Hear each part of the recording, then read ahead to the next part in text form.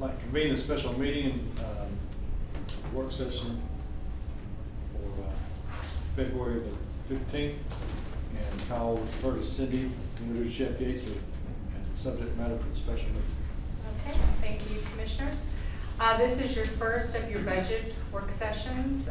We're following similar formats that we have probably for the last 3 or 4 years, in which the first meeting on your budget, we do a projections report, go over what we kind of forecast revenues and expenditures into the future. And then also Jeff will talk a little bit about other topics we would like to discuss with you throughout this budget cycle. This is for the fiscal year 17 budget, and get your input if those are the areas you want us to focus on, or whether or not there's some other areas you would like us to focus on. So if there are no questions, I will turn it over to Mr. Yates, our Executive Director of Administrative Services and CFO. Okay. Good evening. As Cindy mentioned, I think this is our 4th time doing this report. You should have in the books, at the very back of the book is a presentation tab, which is what we're going to cover today.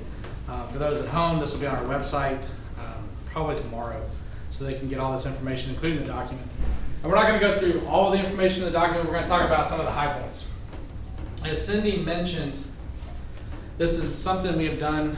It's kind of the kickoff to our budget process. And the way to look at this discussion is, this is setting the table for the budget discussion. Because we'll go through over the next 3-4 months and work through all the budget issues. This is our initial kind of first glance at where we think we are financially, where we think we are service demand-wise. We'll talk a little bit about some fiscal indicators, some debt and economic indicators, and those kinds of things. So we're going to review the 5-year projections today. I want to talk about some conclusions and trends that we see.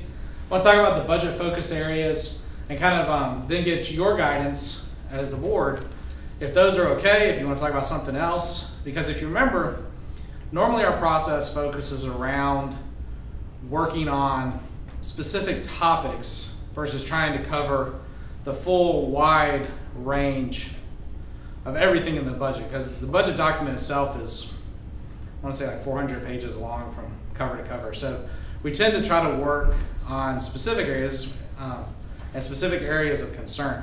Now this year we have a little bit of a different recommendation for you, but I'll wait and cover that when we get there. Talking about the overview of the process, we call this our 5-year projections document for short. And what it does is it takes a 4-pronged approach to looking at our future service needs and kind of where we're going as a county. We talk about the financial modeling, which will be the first thing we'll discuss. The fiscal indicators, which are a pack of indicators put together by the International City County Managers Association, which uses your financial statements to kind of give you a good indication of where you're headed, where your financial trends are heading, and so forth. We'll talk then about economic and debt indicators. This is the latest edition. I believe we added this last year. And this is a discussion of the indicators that the rating agencies look at, the debt markets look at, and so forth. And then finally, service demand. And what we work through is what we refer to as our demand for service index, which gives us an idea or tells us how much the demand for services has grown through looking at a set of proxy indicators. And I'll talk a little bit more about that when we get there. But that's kind of our 4-pronged approach. Like I said, we're going to talk about report findings and then budget focus areas. And the reason why we do it this way is we feel like this is a good, well-rounded way to begin the discussion. And really with you as a board, what we want to focus on is some of those policy decisions and some of those larger issues that are out there. The dollars will be what the dollars will be at the end of the day, but directionally, how you want to move forward. And that's why I always consider this kind of setting the table for that discussion, because it gives you a frame of where we are today to kind of kick off that budget discussion. And as always, feel free to stop me if you have a specific question, or if you want to talk a little bit more in depth about something you see. So the general fund financial projection, this is kind of the centerpiece. This is our modeling. We went back for the first time because now we are at the fourth iteration of this. We actually can go back and look at our forecast for actual 14 and actual 15. And we feel pretty confident with our projections. If we were looking and comparing what we projected in 2014 against what 2014 actually ended up is, correcting for things like the schools changes, the EMS changes, and so forth, what you would see is we probably on our projections were about 1%, within 1.5% of that projection, which if you're into financial modeling, 1.5%, you're pretty much dead on. You know, that's tighter than the margin on the polls for the presidential election. If you were to look at 15, adjusting for changes, we're probably in that 1.5% to 2% range. So we didn't do as well, probably mostly because of the change in the way we collected motor vehicle tax, but we were still within that level of tolerance. Some things about this projection, and I'll get into some detail about the numbers in just a second, but kind of how this works, tells us all of our revenue sources, gives us our uses, if you will, our cost, and then the most important number for you to consider in looking at this or during this discussion is the sensitivity. And what this tells us is it accounts for the variance within the modeling. Okay, so you know, and since we're all seeing polls all the time right now with the presidential election, plus or minus 3%. Well, if we're plus or minus 3% on the projection, what we consider is that is within a tolerable level of variance, meaning that through different means, whether it be revenues or reductions in budgets or changes in the way we operate or any number of things, that if we were within that 3% gap, we can close that gap without any trouble at all. What would be more concerning, which we have for 17, we have 4.15, 383, and then right here 359, is if we were in the 5, 6, 6%, 7% area. I went back and compared to where we were last year at this time, and we were right around the same amounts out at that point. And the way that you read this would be that if this number across the uses, use addition to fund balance is negative or is positive, that means you are out of balance. So you can see 159.9 million in revenue, 166.8 million in projected cost, gives you a $6.9 million balance. That's about 4.15% of your total expenditures. So what that tells us is if we were going to do this, if these were all true to budget, then we would have to make a reduction of $6.9 million. Okay.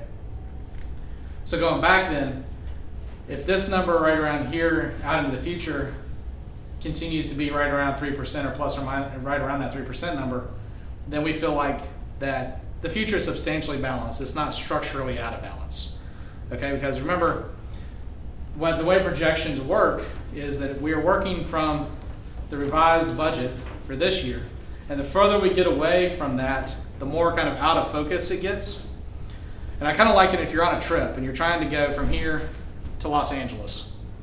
Well, if you change the direction of your car by 2 degrees, you could end up in Canada or Mexico because you're far, far away from Los Angeles. But as we get closer, for instance, in these years, these are closer to right. If you're right outside of Los Angeles, you could take almost a hard right turn and still end up there, right? So when we're working on the projections, we're looking for a long-term look to be able to make adjustments and so forth. And the way we use this then is when we make the final recommendation on budget, it all gets plugged back into the modeling and we test it for this future. So when we fix these projections for 2017 and we get those into balance, these other years will then work themselves out necessarily. Does that kind of make sense from that perspective? And so you see down below revenues and expenditures. That's just this same table transposed down. And you see, starting in about 2021, it flips over. That means the revenues have caught up because our revenue growth will outpace, over that 5-year window, our revenue growth does eventually outpace our expenditure growth. And that's primarily in sales taxes, and I'll go over that in just a second. But through the window, you can see 34, 39, 41, almost 42, 44.3. We're seeing healthy sales tax growth. So when we look at taxes, and taxes represent about 60% of our total budget, 60, 65, depending upon how you look at it. And you can see on this graph, ad valorem taxes are the dark, then the lighter shade being sales taxes, and then the other taxes, which are stamp taxes and those kinds of things. But you can see the sales tax growth, and what we're seeing is about 6%. depending upon which article of sales tax. We have 3 different articles. They all tax something different in different components and their different exclusions and so forth. So they all grow differently. They're not exactly all 6%, but on aggregate, they're about 6%. So you can see, if you look down here on local option sales taxes, in 2015, we had 32.1, 34.5, and then in 17, we're projecting a pretty good jump. There's a couple of things happening. First is the sales tax redistribution. The sales tax redistribution that the state passed, the legislature passed last year, is impacting us by about $3 million. So that's a positive. That's an addition. And then on top of that, we're seeing pretty healthy growth. So if we were to look at 5 months of data, which we just received the 5-month number, 5th month number a couple of days ago, we're up about 8.5, I believe it's almost 9% over where we were this same time last year in sales tax. So we projected a growth of about 6 to 7%, but we're actually seeing about 8 to 9%. And we kind of have this discussion around the table every year is how do we project sales tax? And we talk about it with Cindy, and we're, I haven't found anybody yet in the state that's willing to project an ongoing 9% growth in sales tax. That seems a little aggressive. So we generally will project probably between 4, 5, 6%, which is what we've seen historically. But then sales tax continues to grow, and that really then is tied to the economy. If we were to go back and look,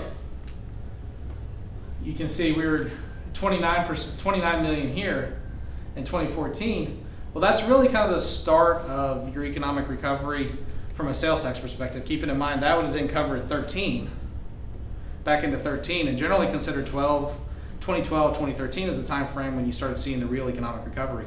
So depending upon what happens next in the economy, that sales tax number is extremely sensitive to the national economic picture. A couple of things will play into that. As we kind of are seeing that 9% growth right now, I would probably argue that a lot of that is tied to the reduction in fuel cost. Because if you think about it, people are spending less on gas so they can buy things, and people are feeling more confident about the economy at this point. Now, a lot of that will hinge then on what happens with the presidential election, what the Fed does with interest rates in the near future, and kind of the general economic picture, which we'll talk about in just a couple of minutes. But the biggest jump we see from 16 to 17 is about $3 million coming from that sales tax increase. If you were to look at ad valorem, we had in 2015 about 70.8 million. We're projecting about 2016 we projected about 67.8. We're about 4% ahead of our projection of where we normally are at this point in the year, and that's we've kind of reached terminal collection, if you will. We're right on almost 100% with our collection on motor vehicles.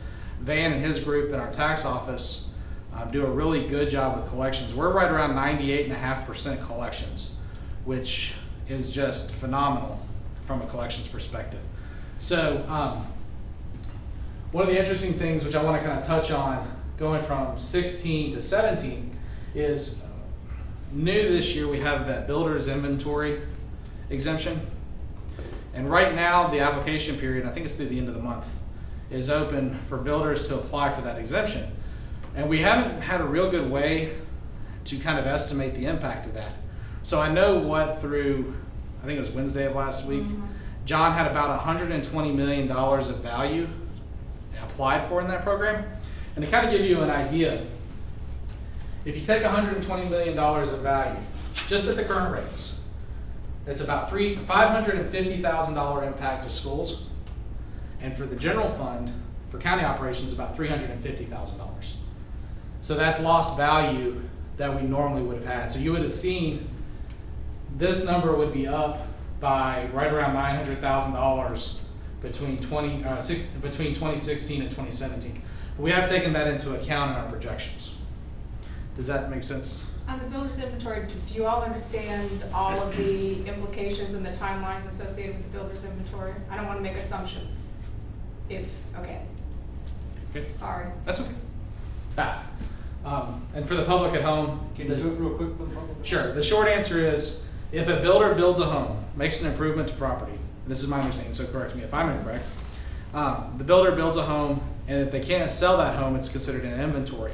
And what they're allowed to do is they can apply to exempt the value of that increase in the value of the increase on the land, the construction, from having to pay property taxes. Traditionally, what would have happened is that builder, when the property tax bill came, would have had to pay property taxes as if they were the permanent homeowner. So then what happens is that's exempted, not deferred, which is a very big difference from the tax rate. So it's essentially as if that building never occurred from a tax perspective. But then when it gets sold, then it'll go back on the tax rolls at the point it sells, not, and the new owner will not have to pay that arrears tax or that deferred amount. They'll just pay starting when they buy it. And make it, that builder can hold it in that type of capacity up to 3 years if it is not sold to a arm's length transaction. And it's interesting, 120 million represents probably about 20%, give or take, of our new construction. And we've had a lot of discussion about this with John and his team. And our thinking is that after the first year, it's having a big impact in its first year because we haven't had it historically. But after the first year, it kind of will normalize itself into the pattern. So this year we're seeing a loss in revenue essentially, but every year those pieces will then start coming on the roll in theory, going out over time. So your first year of implementation will always be kind of the worst year in that model. So it kind of becomes built into your base after that. So I think that's why we're seeing it. It was a real popular bill with the builders. So some are just now finding out about it. I know there was a mailing snafu that the post office held a big stack of applications for the program. So we'll know probably, I think the deadline for it is March 1st, if I'm not mistaken. So we'll know more, but at this point we're talking about $120 million. We normally would make an assumption on appeals, and that's within what our appeals assumption would normally be, but it's just an added variant this year that we haven't had in the past. And I think the bigger impact comes on the schools, and that's because the schools' tax rate is the lion's share of our tax rate. So, that covers sales taxes, ad valorem taxes. Other than that, what we see growth-wise is about 1.2%, 1.1% out over the window. What we refer to as the projection window, which just means the time we're projecting into. That's about normal growth. We get about $300 million in normal growth a year. This year is particularly up, and I think it's somewhat due to pent-up demand and so forth. One thing I do want to point out, if you were to look at when we look going from 16 and the other employee benefits to 17, that's a pretty healthy jump, and that's bigger. You see these are roughly about a $2 million jump every year. Going from here to here is about a $6.5 million jump, and that is due to the other post-employment benefits. These are referred to as OPEB, if you're familiar with those or heard that term, OPEB. Let me go back for just a minute. Sure, absolutely. On the 120 million that you were talking about, do we have an average time that $120 million worth of inventory has been in that program? But since this is the first year, we don't have any kind of historical perspective. Really what we're seeing is, after we came out of the recession, builders are being much more cautious as to how many spec homes do they actually have out there. And I think a lot of it has to do with banks and what banks are willing to lend. So we've seen a fairly decent turnover in new housing products when they come on. It's not like they sit out there, and it's not like builders are doing a lot of spec buildings. If they don't have to pay taxes on it, whether or not that will make much of a difference in their decision making, it's hard to say. But at this point in time, we just had to make an assumption that based upon the new construction that came on board this year, and apply some sort of rational to it as to what do we think could potentially, from a historical perspective, be out there for at least a 1 year period of time, if not the whole 3 year period of time. So given those projections, what is there an anticipated decrease or increase in that amount in the Over future? the 5 years? I believe probably what Jeff did was just plug in the 500,000 for schools and the 350 for the general fund until we know more. Okay. And then as we get through this first year and we do a projections report next year, we'll then have to go back and say, okay, were our assumptions correct or where do we need to make adjustments? Okay. And what we'll do is every year at the start of the process, we'll sit down and look what John refers to in the can, what he has in the box, what he knows. And I would argue that it normalizes out over time. Now that the projections report makes the assumption that no economic changes impact the projections. Now, if rates creep up, as a banker, if the rates creep up and the cost of carry for those builders increases, not from a tax perspective, but from an interest rate perspective, they're going to be less apt to build inventory homes. Right. So depending upon what the Fed does in the long-term interest rates will impact that builder's inventory. Cindy's exactly right. We're not seeing a lot of stock being built, and that's a national trend. There's not a lot of just stock being built for folks. A lot of homes being built, but not necessarily just being held. But over time, because you'll start to see, this year it'll be everything from that first 6 months for the January 1 bill.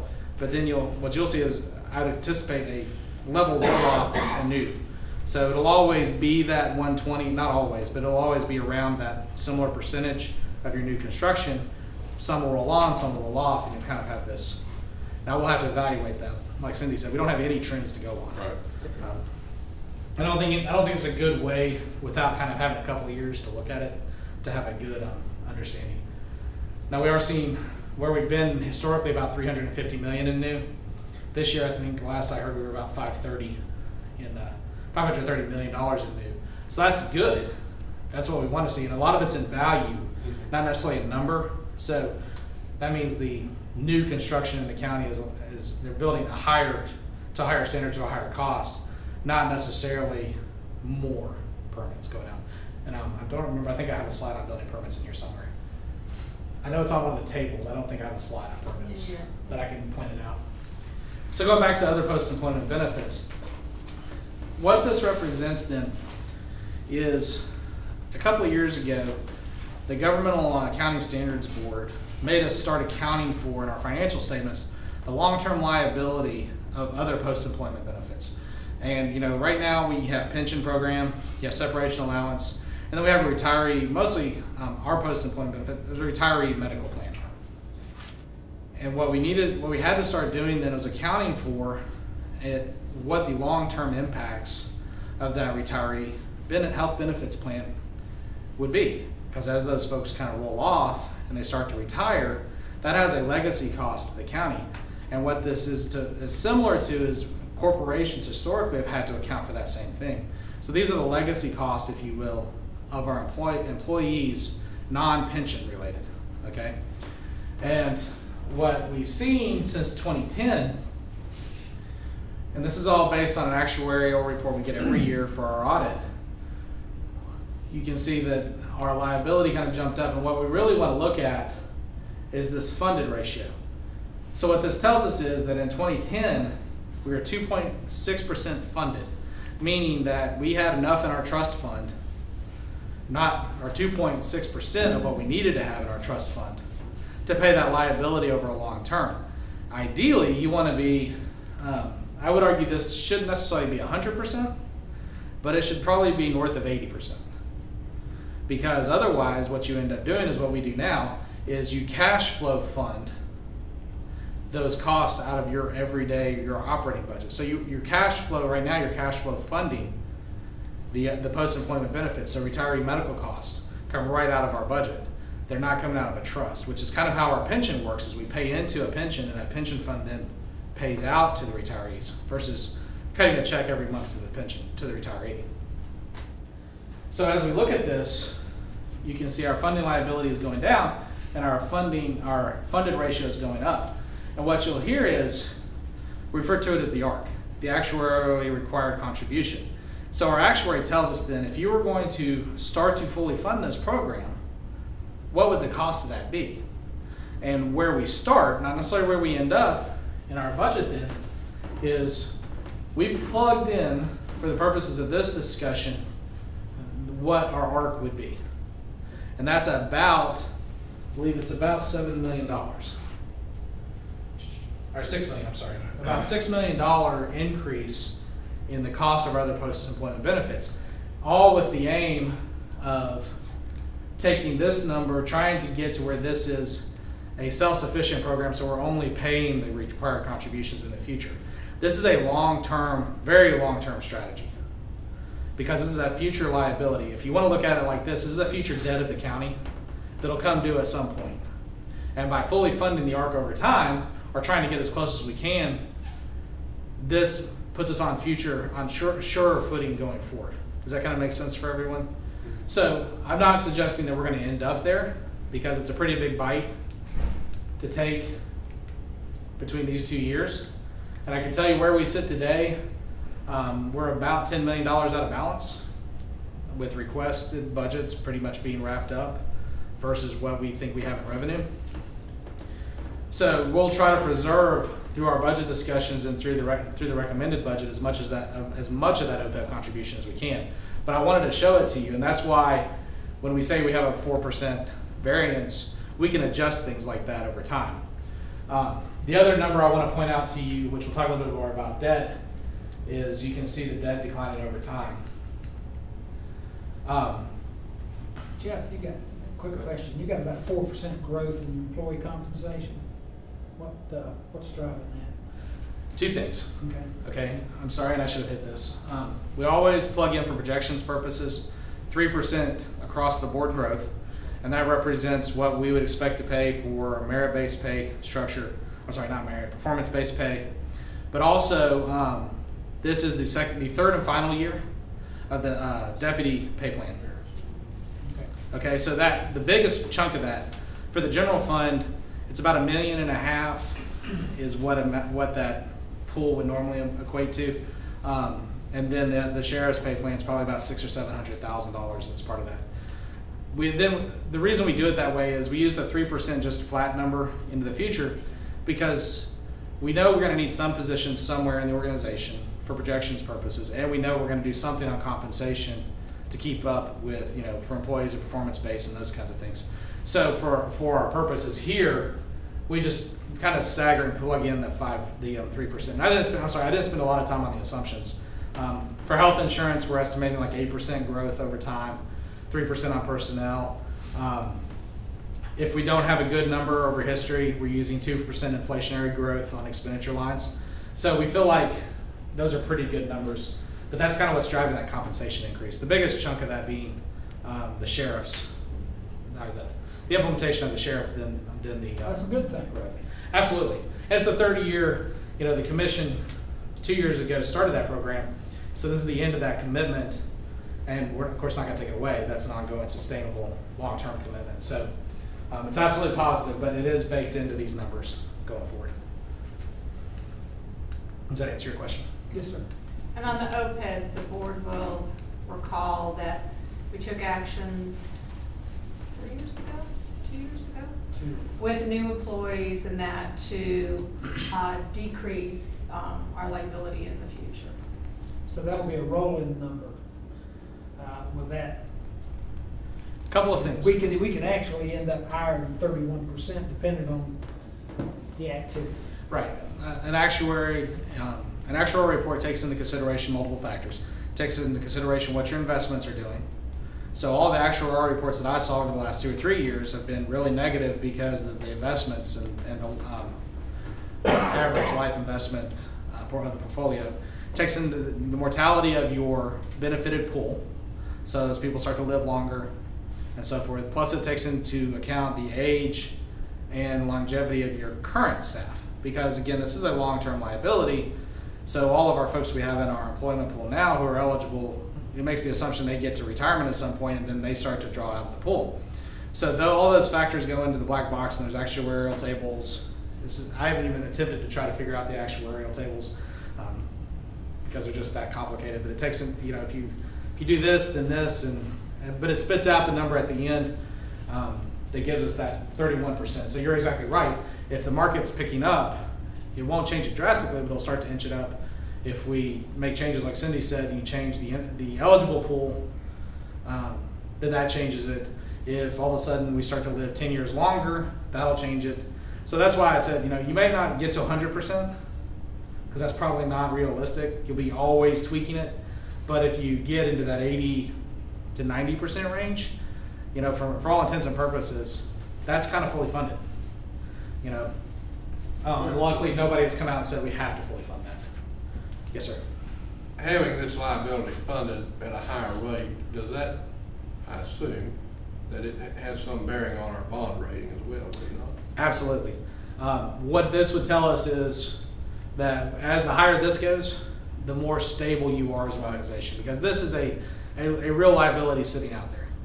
No different than any other debt from a long-term liability perspective. So that's why we've talked about it off and on, but this is a year we feel like it's getting to be a significant part of our budget, and we need to kind of look at addressing it.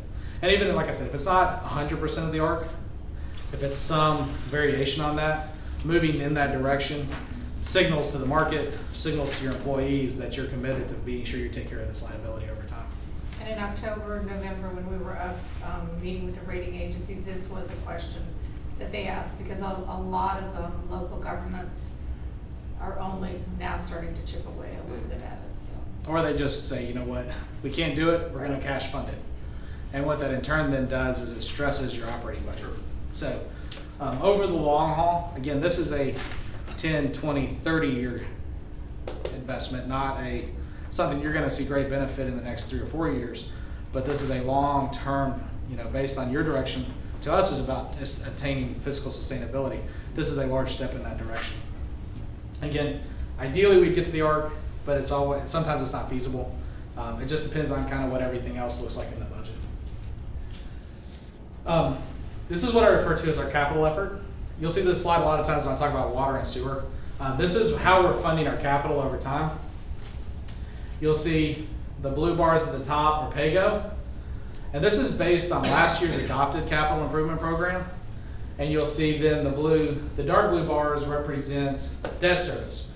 And I'll tell you, you can see on the table down here, the vast majority of our outstanding debt service is related to schools. The remainder, this over here, is primarily in the Judicial Center and the Ag Center. So the measure that you're always looking for is this red line, is how does that relate to the total expenditures of your fund? So when you talk about it, or you look at, we'll say 30% of your operating budget, that would tell us that 30% of our total operating budget then is going toward debt. And that means money not necessarily going to services, but plowed into brick and mortar and so forth. So that's money not serving the public. So what you can see is over time, this starts to decline. And you're finally starting to see some real relief in your debt service. I think when I came about 3 years ago, our total debt was about $600 million. We're down into the 350 range now. We pay off about $24 million of principal a year. We've done a lot of things. Chris and I were kind of sat down and talked through it, and Chris is our debt analyst in our office. Since 2011, the county's made 11 different debt transactions. If you ignore the swap termination, which I'll get back to in just a second, we've saved about $25 million on a net present value basis over the life of that debt just by refunding, refinancing, changing our debt portfolio up. If you take into account the swap termination, we've still saved probably around $9 million, which is seamless to the resident, which is really nice. Because those are things we can do that don't impact departments, that don't impact anything but trying to create space for operations. So you see that kind of paying down over time. And that's one of the reasons why, if we are looking at this table, we can have that 3% growth in personnel and those benefited cost growth without seeing this number shoot up to 6-7%. Because when the debt was brought on, the general fund absorbed that debt into the equation. They didn't do pay raises. They laid off I think it was 88 people in 1 year. So they took from the general fund to pay that debt. So in this modeling, what's happening is that debt's kind of going back to replenish where the general fund hasn't been allowed. And we'll talk about demand for services in a second. But where that debt kind of took from the general fund what would have been services, It's now going back to address the growth in service demand. So we're still seeing some growth in the cost, but because we're seeing declining debt service over that time, we're able to continue to fund services and continue to grow our services without necessarily having to have tax rate increases. Okay, the combination of sales tax and net savings are helping us address that over time. What's the county's total debt right now? About $350 million, give or take. Depends. We're in between payment dates. So I think we have a principal payment coming up. In your projections, there is talk of school bonds. Are they included in your projections? I have a slide for that, and no, they're not. Okay. Okay, so back there it is. So let me finish with this one real quick. One of the strategies that Cindy and I talked about for you to recommend talking about in the budget this time is looking at fund balance, and I'll get to the fund balance slide in just a second. One of the things you can do to kind of help with ease the pressure on operations, and you'll see this number, let's see, right here, interfund transfers, that represents your pay-go transfer to your capital funds, right?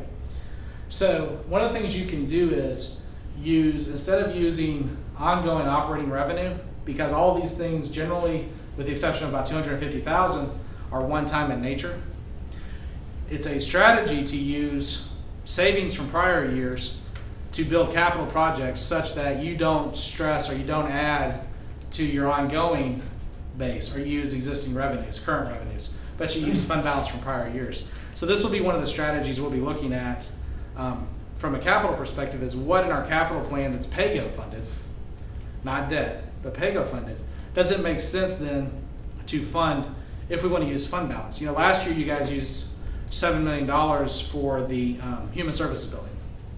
And what that did is it translated into this equation in debt savings, because we would have had to go out and borrow $7 million instead of doing that. What I will tell you, there are two pieces, and I just thought about this. There are two pieces of new debt in this debt calculation. And I can't believe I didn't footnote it, so I apologize. There are voting machines. Because the state changed in voter requirement, we have to buy new voting machines. And John Petoskey's going to need new assessment software. The assessment software is probably about $2.4 million. The voting machines, anywhere between 1.4 to 1.8, depending upon which ones he gets and what they certify. So what we did is we built that into your debt projections as a 5-year note, because we can finance those over 5 years. One of the things we'll be talking about is, do we finance those or do we pay cash? Either way. If you pay cash, you'll save yourself the interest on that over that time frame. And to give you an idea, we're making about 20 basis points on our investments. When if we went out to market and borrowed it, it'd probably be 2.5%. So it makes some sense to do that. These are all things when we sit down with the budget, we'll kind of have to work through. So debt service, new debt. There are a lot of factors that go into that when you talk about new debt. So when we modeled this slide particularly, we looked at what we would project market conditions to be in 2 years. So we projected at about 5% interest. To give you an idea, right now, if we went out to the market with our AAA bond rating, we'd be able to get probably in the neighborhood of 3.5% to 4% over the life of the debt. However, you know, I wouldn't want to stand here today and tell you that's what's going to be 2 years from now. Also, we estimated about a 0.5% issuance cost. That's based on a lot of things go into that, bond attorneys, the takedown for the underwriters, and so forth. Not knowing how much is going to be asked for, I kind of gave you some simple numbers and simple math, if you will. So if you were to borrow $25 million, for every $25 million you borrow at 20 years, at its peak, because the LGC makes you finance it at a level principal payment. Okay, so like your house, if you think about it, your mortgage at your home, most folks have what's referred to as a level payment. So that every month your payment's $1,000. Well, what the LGC has said is, we don't want you to do that. What we want you to do is pay $800 every month to your principal, and whatever your interest cost is after that is whatever it is. So generally what you'll see is by year 10, something like 60% of your principal is paid off of your debt. So they set you up with what they refer to as that declining debt schedule. So your peak year, your highest year, and you can see it here, will always be the 2018, or in this case, the first year of your issuance. The LGC, and I think this is important, we had a conversation today with the LGC about this. They'll determine the length of the debt based on the asset. And what the guidance we got from the LGC, of course, not having put a list in front of them, is that anything that's brick and mortar and can be financed for 20 years. 20 years is kind of top end, all right? Anything that should be maintenance oriented is going to be 10 years and under. HVAC, computer systems, those kinds of things, the LGC is not going to let you issue. And in fact, you don't issue, the LGC actually issues for you on your behalf. They will not issue for you that debt at that lifespan. So we went through and looked at the list that was provided at the Facilities Committee at UCPS, because that's going to be the discussion. Recognizing they haven't adopted this list as a full board, so just for indicative purposes, if you were to do the $252 million, almost $253 million version, you're looking at somewhere between 8 to 10 cents on the tax rate. Now there's a lot of versions of that, because if, let's say, it goes to the voters and you approve $250 million, you may not issue $250 all in one fell swoop, right? You could issue it in 3 tranches, which is what the LGC we talked to them about today, or you could issue it in 2 tranches. You could issue it in unbalanced, so that you issue $100 million up front and then $200 million later, or $150 million later. It just really depends on the contracts and the construction schedule and the cash flow planning. So without having a real detailed plan in front of us, it's really hard to tell you kind of the impact. So it's anywhere between 8 to 10.5 cents.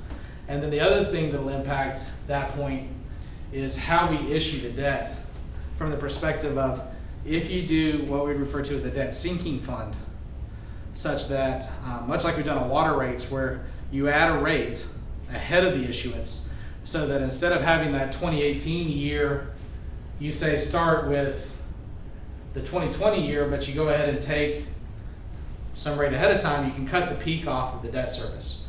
So we looked at it, for instance, today, if you went 1.5 years ahead of your bond issuance with the rate increase, you could get to year 5 as a debt service number, which means you effectively cut the top part of that debt service off and saved over a window, over time, the rate. So it's the difference between making the rate, we'll say 10 cents to start versus 8 cents. So you may be able to fix it if you earlier in the time frame, if you were to take 8 cents, you wouldn't have to reach that peak at 10. Does that kind of make sense? It's a weird concept. But what we'll do is, based on, with the help of our FA and based on what the items are, what we'll try to do is give you a financial plan that minimizes that tax rate impact over time. And if you remember back, you have a capital policy that says that GO debt comes with its own tax rate, okay? And then in addition, the discussion will be then about when do you issue. And if you were to work with the schools and we were to go forward and say a bond was approved, if you were to issue ahead of construction, or once you have construction numbers in hand, you would know how much to borrow and so forth. In the past, because of just the speed at which they were growing, they borrowed all the money ahead of time and had already had a pool of funding to go to. And the result of that, a lot of times then, is that the project comes in under budget. You have extra bond money sitting around. You're paying debt service on that money, but it's not necessarily going where it was originally intended. All still on capital, but there are a lot of factors then to consider. And to kind of give you an idea, if we were to go to that 8 to 10 cent based on 2015 tax rates, that would put us in the top 2 or 3 in the state. A person in Monroe would be in that $1.40 range if they lived in the historic district, at $1.65 in that neighborhood. So there's going to be a lot of, I think there's a lot of discussion that has to be had that goes around that issuance and kind of what happens, and particularly what the projects are. And what is the cap, the state cap for that rate? The schools actually doesn't calculate into that rate. Okay. So the cap's $1.50. However, schools expenditures are, I think there's eight items if I remember right. That are exempted from the cap. They're exempted from the cap. So schools, and the way we've broken ours out, we can easily tell now what's exempted from the cap. are exempted from that. So in theory, it's unbound. Did the LGC give you any indication what they would consider considerable expansions? Yes, 20 years. If it's a brick and mortar.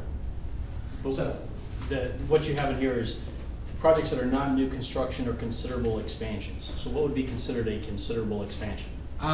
What they would consider, if you were adding 4 to 6 classrooms onto the building, they would consider that a considerable expansion. If you're moving a wall, that's not going to be a considerable expansion. Okay.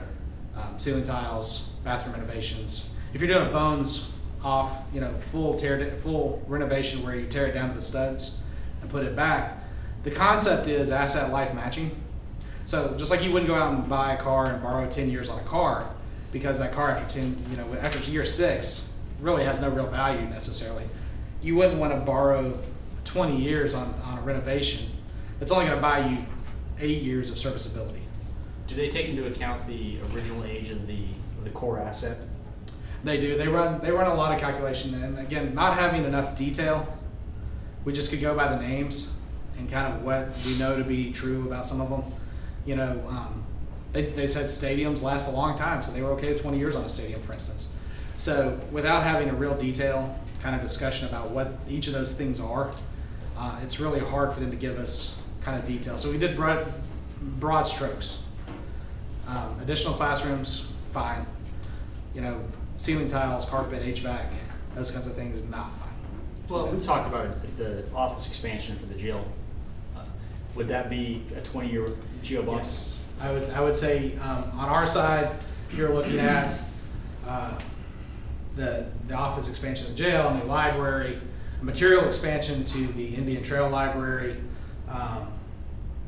those kinds of things, yes. Most of the SPCC things, probably. The finish out of the Beeler building would be kind of an interesting discussion, not knowing exactly what their plans are right there. Because it's strictly interior? Because it's strictly interior. You kind of have to feel your way. And when we meet with the LGC, and we went through with this with Ed on the revenue bonds, they want to know every detail of what you're trying to do. So you have to, we actually sat in a room around a table with a whole bunch of folks from the LGC and underwriters and all kinds of folks going through every line item of what we're issuing that debt for. It's easy to say a new school or a new library because that's kind of apparent. But when you start getting into splicing up little chunks of facilities, it gets a little more difficult. So when we talked to the LGC today, not having a lot of detail, and I know I'm going to run short on time, Cindy. Yeah. So, and I always end up doing this.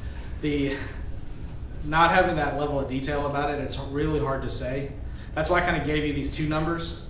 So if it falls into that bucket of 10 years, you're seeing substantially more cost for a shorter period of time because you're paying more principal back over that time frame. So would you say that 8 to 10 cent rate would be best case or worst case? That's if you did it all at 20.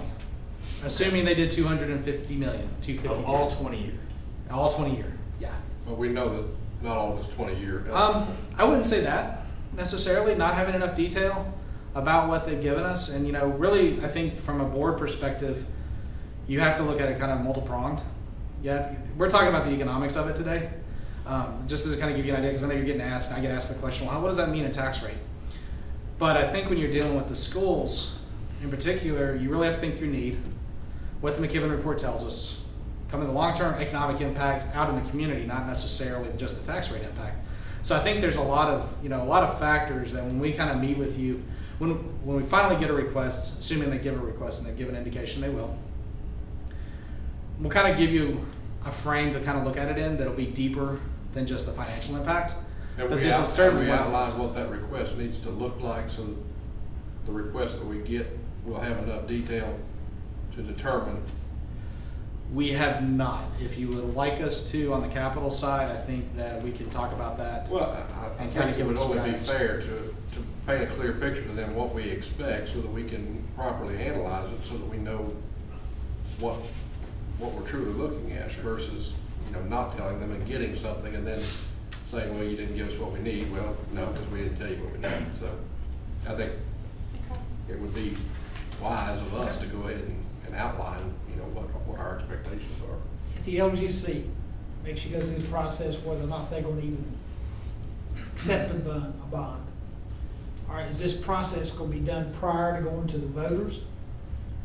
I mean, it'd be ridiculous to go to the voters and they the way the calendar approve something works- that's not acceptable.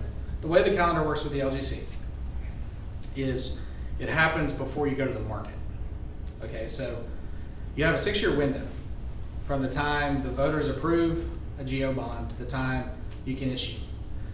The time we go to the market will be dependent on a lot of different things, not voter approval necessarily. So really voter approval gets the ball going, authorizes you to issue the debt. It doesn't require you to issue the debt. It doesn't require you to appropriate the debt, but it kind of kicks it off.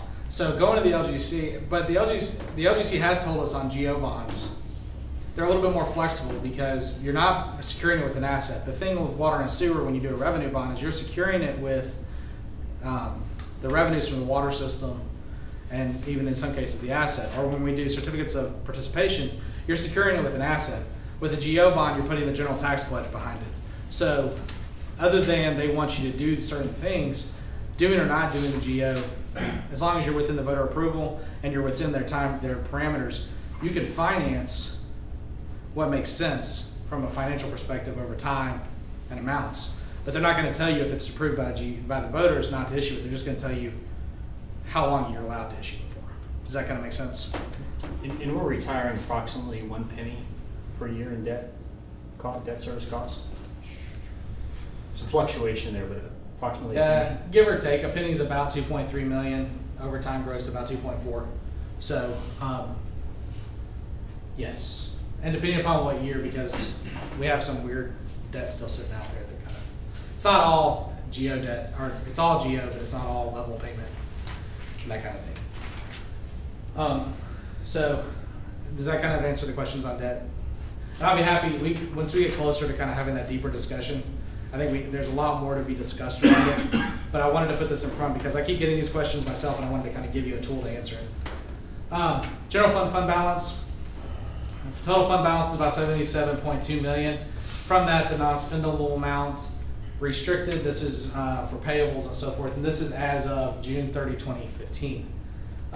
Committed, and what you see in this committed number is what we refer to as our fund balance reserve. And there's been some confusion. In your budget ordinance, it tells you that we take the total aggregate of the county general fund, the schools general fund, the schools fund, budgetary fund, which is where we pay their current expense from, and all the EMS fund and all those funds to get to the 20% of those total operational costs. All of those, though, are still restricted only in the general fund, only in the county side of the general fund. We're not holding any money back for schools as part of our reserve fund balance. We do have a schools fund balance, which I'll show you in just a second. But part of this $53 million, none of that $53 million is earmarked or designated for the schools. That is your 20% fund balance policy for operations in the county. It's there for any number of things. And we're the backstop to all of these other organizations. So 20% is prudent. It's a little bit more than 20% today. So if you were to talk about, the assigned 483, that represents through, I believe, December 31st, all of the appropriations that you've made out of fund balance. So if you remember back here and there, we've done a couple of fund balance appropriations. Probably the biggest one being the registered deeds and the elections, the computers from elections. So this gives you about 5.6 million of what we refer to as appropriable fund balance, so that you could appropriate that, as we were talking about, for capital next year, and help reduce the pressure on services, reduce the reliance on those ongoing costs. So that sits out there, and this number fluctuates every year, and what this represents is the cumulative impact of savings and revenue in addition to expenditures. It's kind of a mix of the two. And that number you can see in the CAFR every year. So equivalent for people in Union County for a normal house or a household, it's equivalent to their savings. Right. So if you get to the end of your month and you and you have money left in your bank account, that's kind of what it's equivalent to.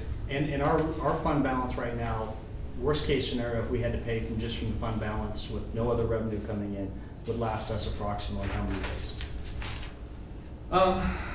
Given that keeping in mind, no month in government's exactly the same. So it's probably about 2.5 months. So less than 90 days. Yeah. the reason we use 20%, 2 months of operations is a little over 16%. 3 months would be 24. So 20 is kind of right in that 2.5 month range. Recognizing we don't get, if you were to look at our monthly report for the first 3 months of the year, 3 or 4 months of the year actually, we're cash flow negative because our big chunk comes in through property taxes. So when the property taxes come in, like right now, if you were to look at cash flow, we're positive cash flowing today. We've made up the negatives from the start of the year, but we're at about 85% of our tax collection. So for the next 6 months, we're going to cash deficit each month because we're going to spend down that tax revenue collection. Does that make sense? So this covers your cash gap? Yep. And without it, what would the implications be for the county? Would the county have to go out and borrow short-term debt? You could. I've been places where you'd have to, what they call revenue anticipation notes, where you borrow against our tax anticipation notes, TANs or RANs, where you borrow in anticipation and you pay a short-term premium for doing that. It's not a good idea from perspective. You don't want to be there. There's a charge for it. There's a charge for it, and that means you're essentially living off your credit card to payday, and that's what you don't want to do. So this is kind of where we are. That 53 million kind of sits out there to kind of stabilize us against that. And again, this is on your books, so this is not on a cash basis. This is on an accrual basis, a modified accrual basis at the end of the year. And for our cash flow, you can look at our monthly report and kind of see how we are cash flow wise. This slide, and I'll speed it up because I know I only have about 15 or 20 minutes left, right? What I did here, and I think it's really important, this is an interesting analysis because this takes the McKibben report forecasted students through the projection window, and if you were to keep the tax rate exactly as it sits today, this is not let me clarify for everyone listening at home, this is not a recommendation to do that, this is not an estimation or a projection of next year's budget for schools. This is just tax rate yield. Okay, so all else being equal, over this time frame, this is what your tax rate yield would be per student. And that's that big, heavy, dark black line. And kind of what you see in the student population, in this case, the dark green represents elementary, the lighter green, then high school, and then that lightest shade being middle school. As you see, we kind of had, at one time we had a bubble, but these kind of stabilize over this window. Okay, so the reason why this number picks up is because student population is growing less than 1%, but tax revenue is going to grow at 1.2%.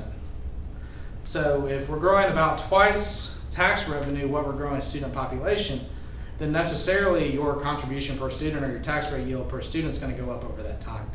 So this kind of just tells us, all else being equal, if we were to sit on our current track with tax rate and our current track with McKibben report, and I think McKibben was fairly close in his last few years of his estimate, then we would see that number creep up from $2,600 in 2016 to about $2,717 in 2022, and that's over that window. And that's purely a function of tax rate, the base, growing faster than the student population growth.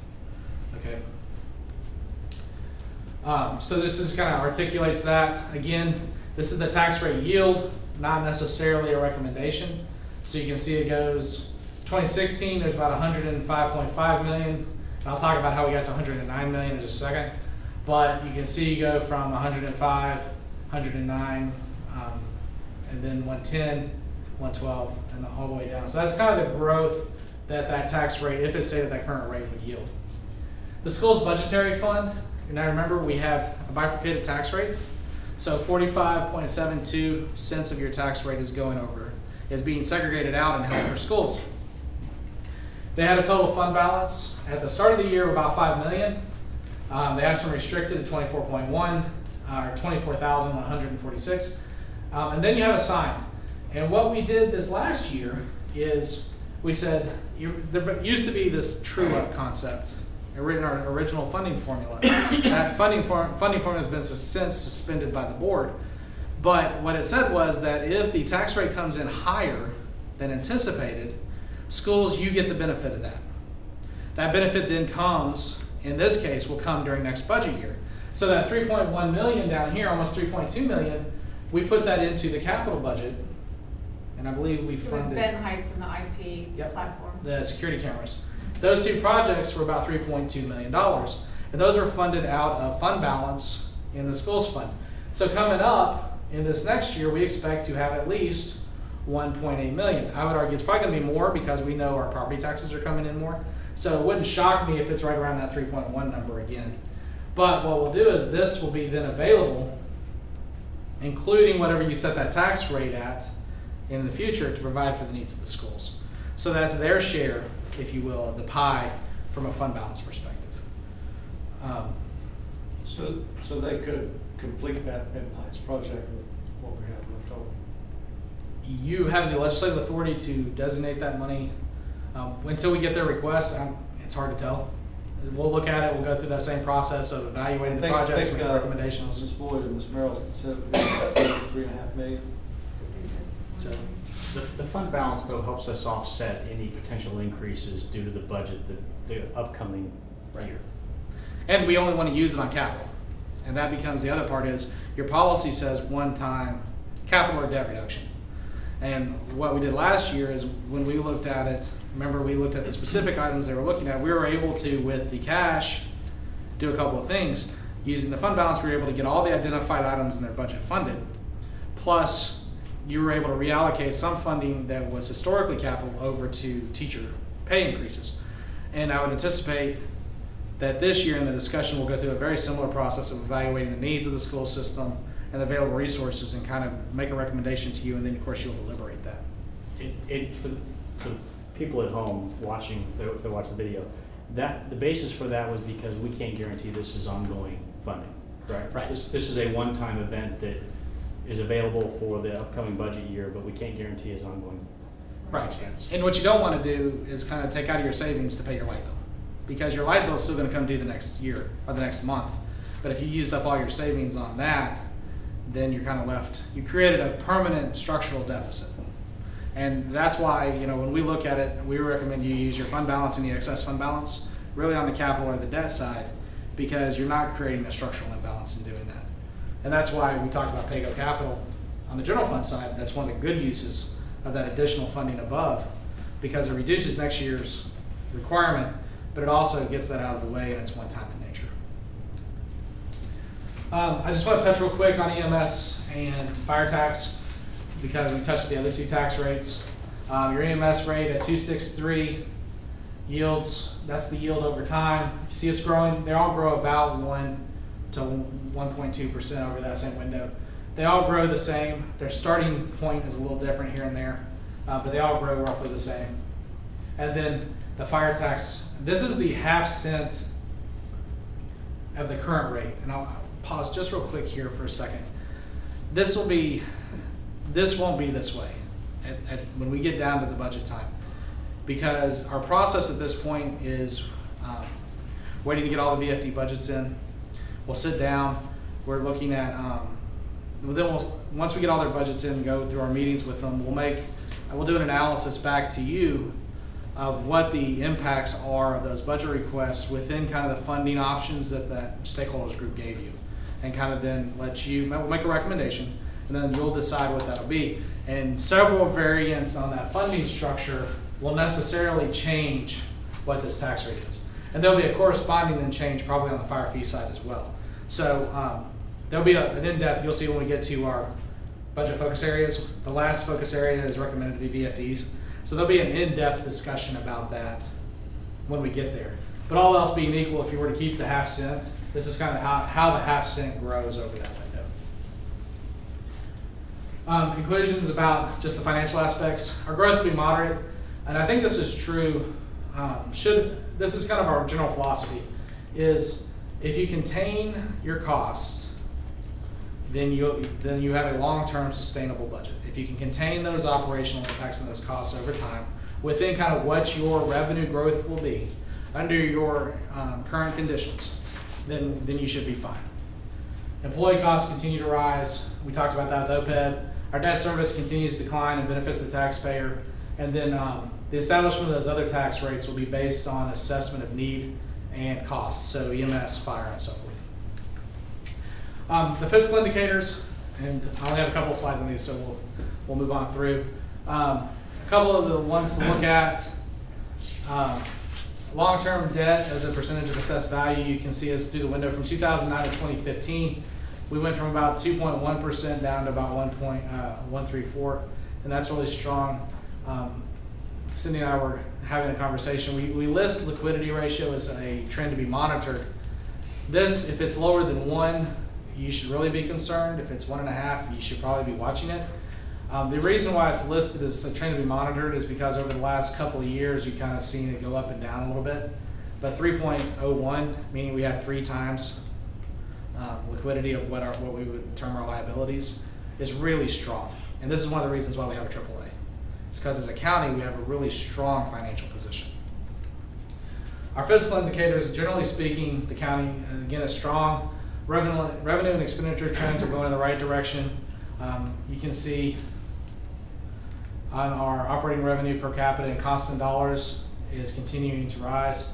Some of this, particularly between 14 and 15, is due to the change in the tax rate. But even before then, we kind of bottomed out through what we consider the recession. You can see it float down and then kind of tick back up over here, and then continue to rise. So that's good. Property tax revenues in constant dollars. And again, all these are in constant dollars to allow comparable comparison over time, ignoring the impacts of inflation. Our debt indicators are positive and so forth. And there's, in your book and in the report, there's an in-depth analysis of every one of those indicators. So if you want to talk about them, give me a call. Anybody that reads the report, if you have a question, feel free to shoot me an email. I'll respond to questions. Our economic and debt indicators, again, these are our indicators that the rating agencies kind of look at. Your consumer price index, and I want to spend a second on CPI because I think that's an important one, but I'll come back to it. The Case-Shiller index, our leveraged ratio, those are all measures of the amount of debt we have against income, and quick ratios being liabilities against assets and cash and so forth. There's a couple I do want to highlight. First, the CPI. I think that inflation, while inflation's been kind of tame over the last few years, really growing from 223 in 2012 to 230 now, that's not a huge growth over the last 4 years. We normally would say inflation, the peg would be around 2%, but that's obviously, it's growing slower than that. You run the risk right now in the economic conditions, though, of having that inflation growth. And we're kind of seeing different indicators, and as the dollar changes in value and as oil changes, we could see growth in that inflationary number. So it's something we want to pay attention to. And why that's important is because it impacts then the future cost of things. It would indicate to us if we see a jump in a steep increase in CPI, we would look at when we build things. Because over time, as CPI creeps up, the cost of building something goes up as well. The buying power of the dollar goes down. So we kind of want to keep our eye on that. I think really then the debt per capita number, the other big number that I think is really important. You can see in 2009 we had about $3,000 of debt per capita. That number now is down to just under $2,000, and that's a function of 2 things. That's your debt portfolio going down, but your population growing. But that's a really strong indicator. I still want to point out, though, in 2015, we're still number 2 in large counties. So while we've seen a decline, that's a pretty steep decline over time, and that's a positive trend, we're still not really any better than where we were. I think we were number 1 at one time. We didn't get a plaque for it. I was disappointed. So, and again, if you were to go out and do a $250 million, $300 million GO bond, you're going to easily jump to number 1. In fact, I think you'll pretty much lap the competition at that point. So with that in mind, demand for services index. I want to spend the remainder of our time talking about this, and I recognize I have about 5 to 10 minutes. What the demand for services index does is much like CPI. It says, okay, if we draw a base year, let's say in 2008, which is what this index does, if we say that that is our base year for analysis, how has our demand changed over time? And what we've done is taken a set of what I refer to as proxy indicators, 10 different indicators in service areas that said these are not individually necessarily significant, but if you take them as a whole, does that indicate to us change in demand from the residents? And a lot of these indicators are adjusted for population. And when you see up there a per capita impact, 1,000 and 10,000 population numbers. Items that are minimal impact but need to be counted are per capita because they have a much lower impact on the index as a whole. The items that are 1,000 in population or per 1,000 are kind of have a minimal impact but do have a higher impact than say library visits versus social services clients. Then you have the 10,000, which mean they would be heavy consumers of services. So when we look at this, you can see that our per capita numbers are library visits, water and sewer accounts, you have billed daily water consumption, and I think those are the biggest, those are the per capita numbers. But then you can look back and say, okay, social services clients, health department clients, EMS transports, because those are more costly service to provide. And then the big ones, the things that cost the most to provide then are building permits, meaning that when you build a new house, it requires a lot of service. And students, when you add students to the population or you add students, then those represent a bigger chunk of the cost of service. So that's how this is derived. So then we just take those numbers over time, and you don't see 8 on here because it would have been too small, but 2008 represents 100. So anything over 100, meaning means demand has grown since 2008. Anything less than 100 would mean demand has changed or gone down. And I want to talk about that for a second because there's lots of reasons demand changes. Lots of reasons why that number could be less than 100.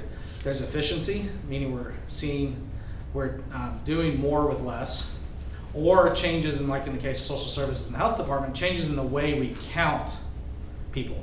So before, and Richard, correct me if I get this backwards, for instance on NC Fast, you could at one time, each person in a family would be counted as a case, and now, or maybe it's backwards. At one time those people were counted as a family, and now they're counted as individual cases. Well, and that's what you got to distinguish between cases and individuals you're serving. Right. Because it takes a lot more to address a 6-member family than a one person coming in. So as those changes have occurred, you'll see a change in that index. So if you're looking at our demand index, we were last year just under 5%. This year we're at 102.42, meaning that we're providing about 2.5% more services than we were in 2008, given this proxy set of indicators, including sheriff's calls. And I'd like to say those are about those are on the 1,000 per 1,000 population number. So that becomes interesting. But then to make this kind of really meaningful to our budget discussion, what we do is we put this against our FTE and what we refer to as our FTE index. Same concept. In 2008, we had X number of employees. In 2015, you have Y. The difference is the index number. So in 2015, we have about 96% of the employees we had in 2008. There are 2 factors that went into that, 2 big factors. With the recession, the county laid off about 88 employees, and those were in tax, building inspections, any number of those areas. Those were, I believe, the 2 that were largest hit. But they were all over the place. I think libraries had some. I think finance even lost a person in that equation. But then also going from 13 to 14, the big drop there is the change with CMUD, because these are all employees. So this doesn't take into account those jobs that were then contracted out. That's why it's not absolute. You kind of want to take it with a grain of salt and kind of look at the impacts. So when you combine those 2 things with demand units, what we get is this demand units per FTE. The reason that is meaningful is that represents the level of stress you're putting on your service delivery model. And what ends up happening is, depending upon some areas, it may be more efficient, which is entirely possible, and hopefully that's the case. Or in some places, we are stressing our span or our responsibility areas a little too far. And I think probably the best place that can be seen over the last couple of years is probably in social services, where the number of cases per Child Protective Service employee were too large, and we know what happened with that. But when we went back and compared it to kind of what our index told us the year before, in hindsight it's always 2020. You could see that that demand index is way up. So when you look at this, what you can say is we're providing about 5% more service per FTE. Some of that's efficiency, but some of that may be stress. And the reason why we can't say absolutely one way or the other, but this is meaningful because it informs our decision-making process and our analysis as we kind of go into the budget process. And did you say that 32.9 includes the contracted services to Charlotte Water? Yes. Which was how many employees? It was 12. 12. So it is actually 20 then, correct? Plus whatever else we've contracted out. So the total decline in actual, given the services provided, should be 20. It could be, yes. Yeah. These come out of our CAFR, so we try not to adjust too much out of it so people can actually go back and tie the numbers. Okay. But yeah, and there's some places where we brought people over from contract to full-time employee and flipped them the other way. That's why it's not a perfect apples to apples comparison, but it kind of indicates to us it's something we need to look at. Do you know what the actual number is? Where we stand from a head count from 2008 to present? Not adjusted for those flips. We could research it and go back, but it would take some time. If you want to know that number, Just total head count. Do we know where we are? Our head count as of 2015 was 1,014. That But- doesn't include the sheriff's department, right? Yes, it does. It does include the Yes. sheriff's department. Yes. The two biggest folks you have, Richard's group is a little over 300, I believe, and the sheriff is right around 260. So that's your bulk of your employees are in the sheriff's department and out in human services. Do you have a breakdown by department? It's in your budget document. I can get it for you if you like. Please. It's always in our budget document, so we can absolutely pull that together for you. I will tell you the bulk of what we have, and this is why those two numbers are in there. Even taking into account, the bulk of our growth has been the sheriff's department. The largest chunk of that came with school resource officers. A couple of years ago when we added, I want to say like 15 resource officers, a supervisor, and then the rest of the middle schools. Could maybe 12. I think it was 12. I think it's 12s. That sounds about right. So but over the same window, the sheriff's office has grown about 43. So that clearly, then even on conversions, that's our biggest area. If you were to net those out, the rest of government has really kind of stayed where it was or kind of contracted a little bit. We've talked about this a great deal, so I won't spend a ton of time. I think this is an interesting trend real quick on library visits per capita. The physical and virtual, we changed this indicator last year because there was not a way to capture the virtual touches. So this captures those. It leveled out. You see in 2011, we saw a lot of use at the library was because of job seekers and training. Now with the economy improving, they're seeing a trail off in that, but we kind of saw that decline, and then it kind of leveled out right here between 14 and 15, which is a positive trend. I think what that indicates is that the service model is changing at the library. EMS calls per 1,000 population, this is kind of an interesting trend. You see calls are down sharply from 14 to 15. However, transports are up. So what that tells us is that they're not going as much, but when they get there, they're transporting people more often. And if you were to follow these numbers, and I put these on here for this purpose, in 2009, you had 3,700 privately funded transports. In 2015, you were just under 2,400. But you see the increase in insurance, Medicare, and Medicaid.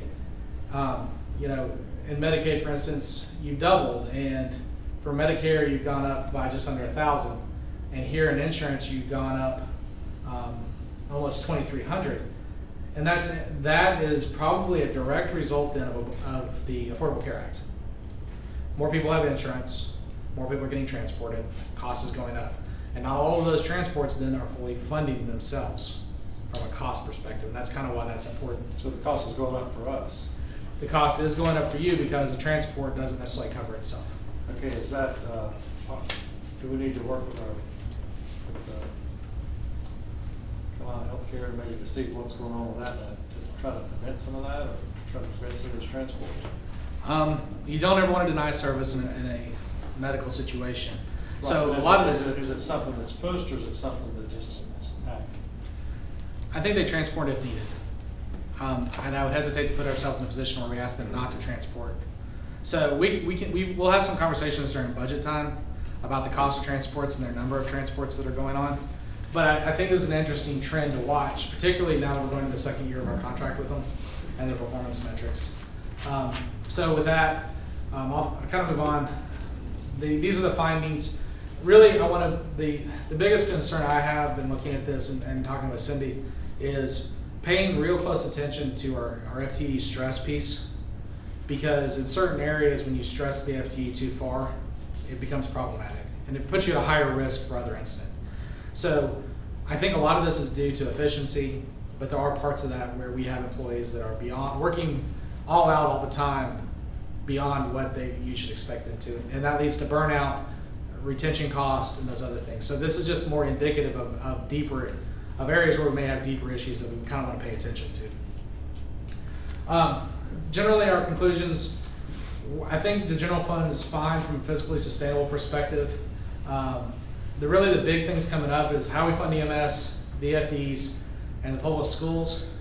Until we kind of get their budget requests, kind of give you an idea of how that's going to impact tax rate wise, it's kind of sitting out there. And I think those, pointed out last year, those are your biggest areas of growth. We've kind of kept the lid on operations on our side of the street, but we don't have as deep a reach into those areas as far as cost control. We're getting back to kind of where we were on services in 2008.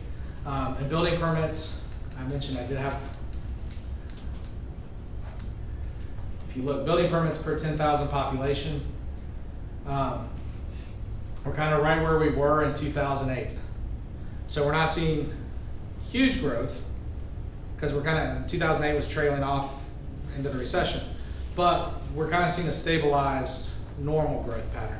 So if anyone tells you that the county is growing exponentially, I think based on what McKibben is seeing and what we're seeing in our trends, that's not really happening. We are seeing kind of steady growth, though. So with that, what we're recommending as our budget focus areas this year, I want to spend some time with talking about revenue estimates, getting a little bit more on our revenue sources and kind of where our revenue comes from. Some expenditure drivers and capital planning. We want to talk through some of our capital budget requests. Then the solid waste business plan, talking about our rate structure, the convenience sites, and kind of just generally where we're headed conceptually with our solid waste business and enterprise. Yes, sir. I've gotten several calls about a competitor to our solid waste. Yep. City of Monroe permitted it. Yeah. So you've got that in your plan. I think we're going to address that coming up. Yes. So that's why. That's why this is a focus area. Yep, we slid it in. Cindy called me Thursday and said we need to put this in, and so we'll have that conversation. And then probably the biggest thing that we have to decide this budget cycle is what we do in the long term with the VFDs. So if you remember, these kind of form the basis then for our budget work sessions coming up. We'll develop white papers probably on some of these topics and kind of give them back to you and have a public discussion. And again, this is kind of working through these issues versus trying to cover everything in detail. Although we'll touch quite a bit on a global perspective in these first two. And these are to kind of take us back and do a little bit for the public and for your education on kind of how the detail of the budget works. It's been a while since we've done these, so it's a good kind of reintroduction to kind of the bits and pieces that make it all up. So with that, is there something else? Are you okay with these focus areas being kind of our budget focus areas? Because this is where we're going to devote our time over the next couple of months. And I'll tell you, these cover all your commission dates. So if you want to add one, you have to drop one, or we have multiple dates, or have to come in other days. So I think we're about out of dates. Any other questions? Okay, at this time I would like to move to recess the special meeting to reconvene at 6:35 in the board's conference room on the first floor of Union County Government Center. All those in favor? Aye.